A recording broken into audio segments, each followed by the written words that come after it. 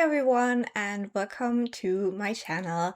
This video is part of my end of the year content, and if you want to see more of that, please feel free to subscribe. In the next couple of weeks I will upload a ton of videos wrapping up 2025 and looking forward to 2026. So yeah, I would love to have you here for that. So in today's video we're going to talk about bookish regrets. So these are books that I was very sure I would read them this year, but somehow I did not manage to do that. I always have a ton of books I want to read, obviously, as we probably all do, and so some just kind of fall off. And yeah, the time runs out, you haven't read them. So yeah, these are the top 5 that I feel the most sad about that I haven't read them this year.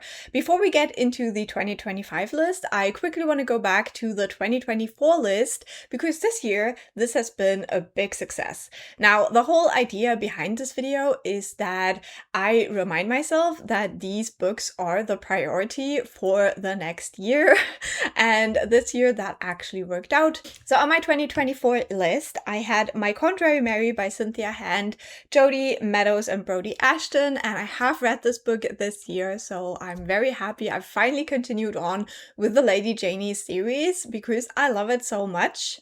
Then I had The God of Lost Words by A.J. Hackworth. This is the 3rd book in the Hell's Library series, and this book has been in every single video of bookish regrets I have ever done on my channel. And this year, finally I read it. I did a whole reading vlog for that series if you want to go and check it out, but it was just such a good moment to finally read this book. Then we have Bare Bones by Katie Rex. This was the next book in the Temperance Brennan series. Again, a series I very much love, and I try to read at least one book every year, and somehow I hadn't managed that in 2024, but I did read this one in 2025. Really still enjoying that series.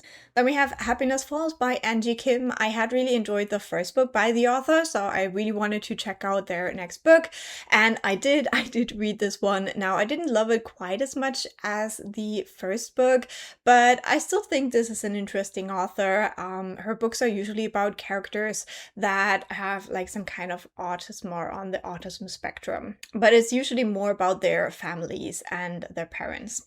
Last but not least, I had The Hero of Ages by Brandon Sanderson. I had planned to read the whole Mistborn Era 1 in 2024, and I didn't quite manage that, but I finished it off in 2025. So I have finished all 5 books that were my 2024 regrets. So now let's see what my 2025 regrets will be. We're starting out with my most anticipated book for many years, and I haven't read it yet, but I do own it. It is Silverborn by Jessica Townsend. This is the 4th book in the Morgan Crow series. It is a middle grade series following a girl who has been told that she will pass away on her 12th birthday. However, on her 11th birthday, she's whipped away to this magical land, and then her whole life turns around. And I love this series so much, and I can't wait to reread it and finally get to Silverborn. But I also don't want to rush myself with it, because I don't know how long it will take before we get book 5. I think the author did have long COVID, which is why it took so long to get Silverborn out. So, you know, there's no rush. There's no rush.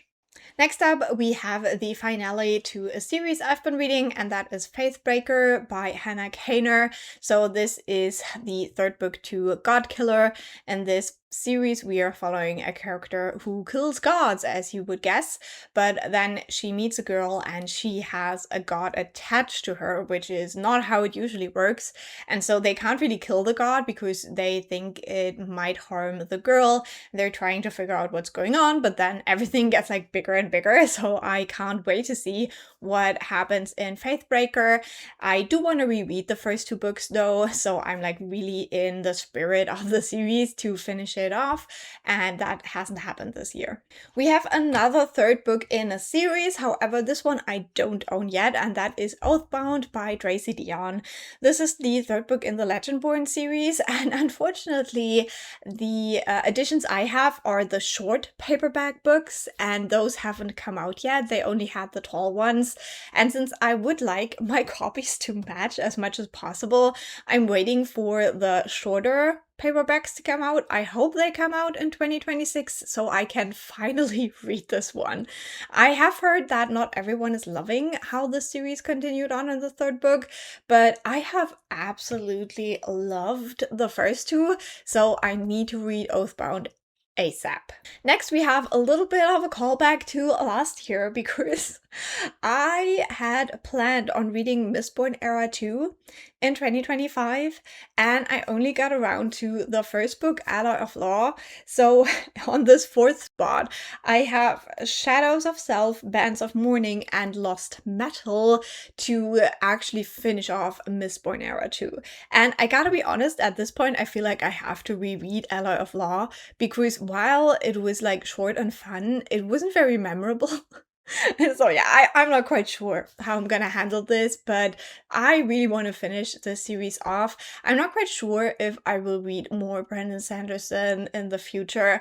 I haven't really loved his Mistborn books. I did really enjoy Elantris, and with the Stormlight Archive, the whole like 10-book project is just very intimidating to me, and we don't know when he will continue writing this, how long it's gonna take him to finish 5 more massive books, and whether he will live to tell the whole tale. So I'm not sure if I want to get invested in that, but I do really want to finish off Mistborn Era 2 at least. And last but not least, this one I don't feel like too strongly about, but it is a book I would have loved to read this year, and I don't think it will happen. And that is Hemlock and Silver by T. Kingfisher. I am a #1 T. Kingfisher fan. I have enjoyed all of her books that I have picked up, but my favorite is still Nettle and Bone, and this was marketed kind of as a sequel. Now, I don't think it's a direct sequel, but it might be set in the same world. But I really want to read it because I just loved the mix of like fairy tale, dark fantasy, but also cozy touch in Nettle and Bone. And I'm hoping that Hemlock and Silver will have that same feel. So yeah, this is a book that will probably happen very early on in 2026 if everything goes according to plan. And those are the 5 books that I thought I would read in 2025, and then I just did not. So I feel like this year was really good for me. Like, I don't feel super bad about not having read any of these books. I feel very confident that I will read them next year. And just ticking off the God of Lost Words from like last year's list, finally, it felt so good. So let me know in the comments down below, do you have any bookish regrets? Do you have any books you thought you would read this year and then somehow you didn't? And do you know what the reason was? Because like for me, it's usually if I have to reread books in a series to get to a new one, that usually takes me a while. So that's like my most used kind of reason why I don't get to books in time. So yeah, I would love to hear your thoughts on this, and I will talk to you very soon. Bye!